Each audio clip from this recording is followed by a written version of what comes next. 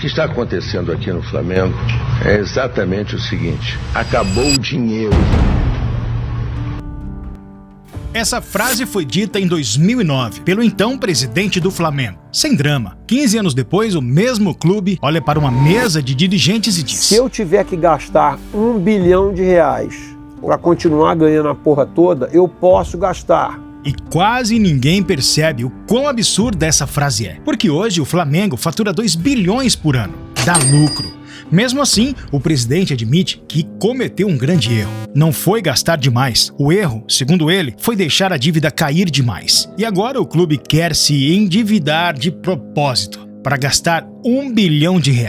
Então a pergunta que realmente importa não é como o Flamengo ficou rico, é outra. Por que um clube que dá lucro precisa de dívida? Então vamos voltar no tempo, porque a resposta dessa pergunta não está no presente, ela está no fundo do poço. O Flamengo não era pobre, mas durante anos foi algo pior que pequeno. Era visto como mal pagador. Em 2012, os números assustavam até gente acostumada com crise. 737 milhões de reais em dívidas. Quase 400 milhões de reais só em impostos não pagos. Se fosse uma empresa comum, não tinha debate. Entraria em recuperação judicial ou fecharia as portas. E isso não é força de expressão.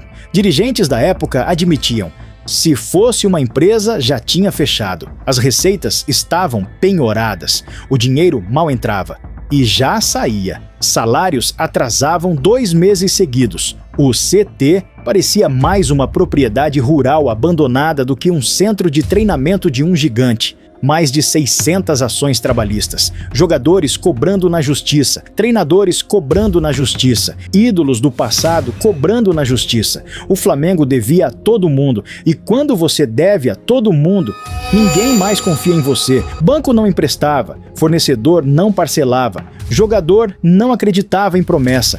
O Flamengo tinha a maior torcida do país, mas nenhuma credibilidade no mercado.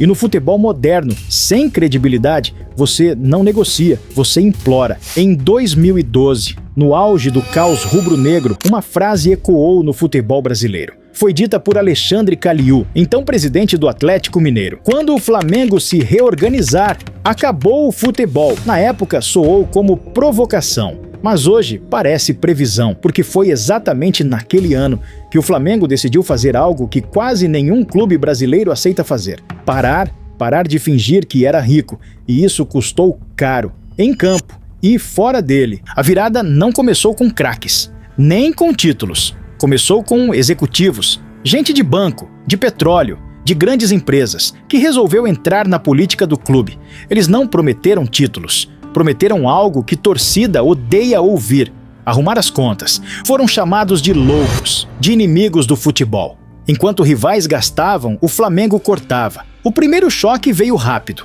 Wagner Love, um dos poucos destaques do time, foi devolvido ao CSKA.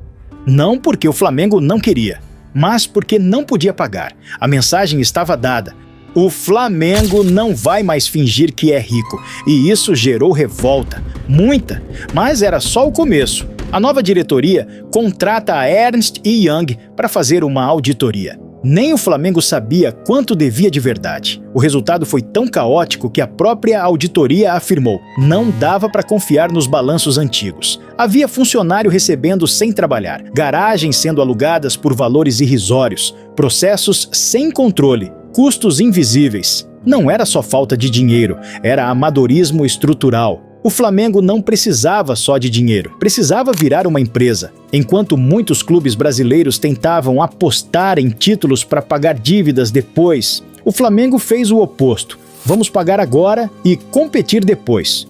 O preço foi alto, elencos baratos, jogadores desconhecidos, críticas diárias, risco real de rebaixamento.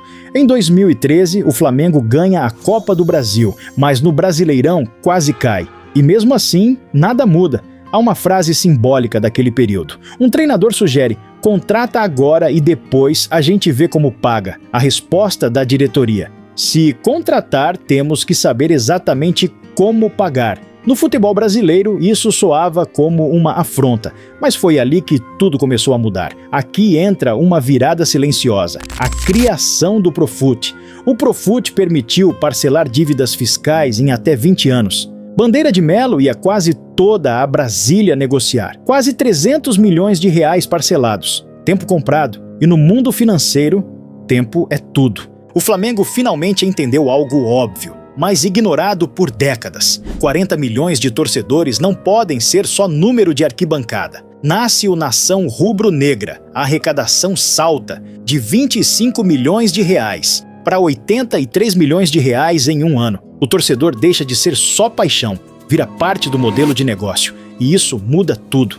Em 2012, 55% da receita vinha da TV. Dependência perigosa. Se o desempenho cai, a receita despenca. O Flamengo investe pesado em marketing e comercial. Patrocínios voltam, marcas retornam, confiança reaparece. Em 2015, a dependência de TV cai para 37%. Isso não é detalhe, é sinal de clube saudável. Enquanto organizava as contas, o Flamengo fortalecia a base, e a base virou mina de ouro. Vinícius Júnior, Lucas Paquetá, vendas que renderam centenas de milhões, dinheiro que entrava sem destruir o caixa. E então algo simbólico acontece. Pela primeira vez em décadas, o faturamento supera a dívida. O Flamengo deixa de correr atrás do passado e começa a construir o futuro. Isso muda tudo, inclusive a reputação. A contratação de Diego em 2016 é simbólica.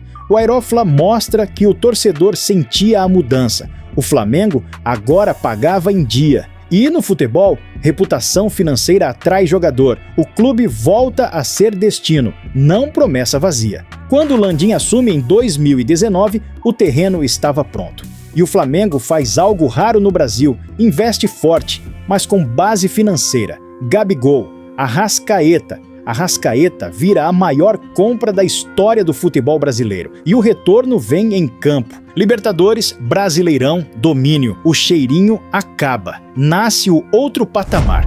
Talvez o ponto mais ignorado de todos. Não teve bilionário bancando. Não teve dono colocando dinheiro. Foi geração própria de receita. Algo raríssimo no futebol brasileiro. O clube se torna o primeiro do Brasil a faturar mais de R$1 bilhão por ano. Depois, R$1,2 bilhão.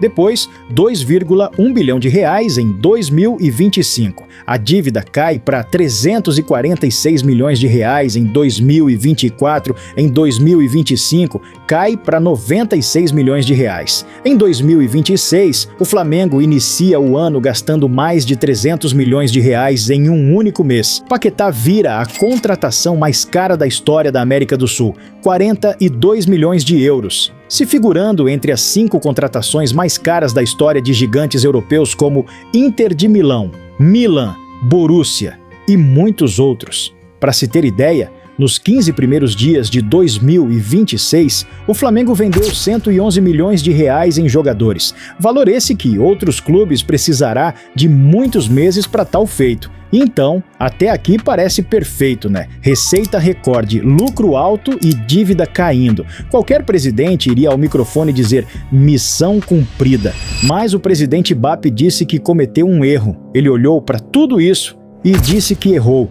O erro foi deixar a dívida cair demais. Isso muda tudo, porque o que ele está dizendo, nas entrelinhas, é o seguinte: o Flamengo tinha espaço para gastar mais, tinha caixa e mesmo assim pisou no freio. Enquanto o clube estava saudável, forte e organizado, optou por não acelerar. E aí vem a parte mais pesada da fala dele. O endividamento é igual colesterol, tem o bom e tem o ruim. Se eu soubesse os resultados do final do ano, teria feito o dobro de contratações. Ou seja, não faltou dinheiro, faltou ousadia no momento certo. A tal dívida boa que ele cita não é descontrole, não é salário atrasado, é investimento. É se endividar para contratar melhor, para aumentar a chance de títulos. Mas aqui mora o novo perigo. O Flamengo saiu da falência para virar referência, saiu do descrédito para negociar como potência. Hoje, por exemplo, é sócio de banco.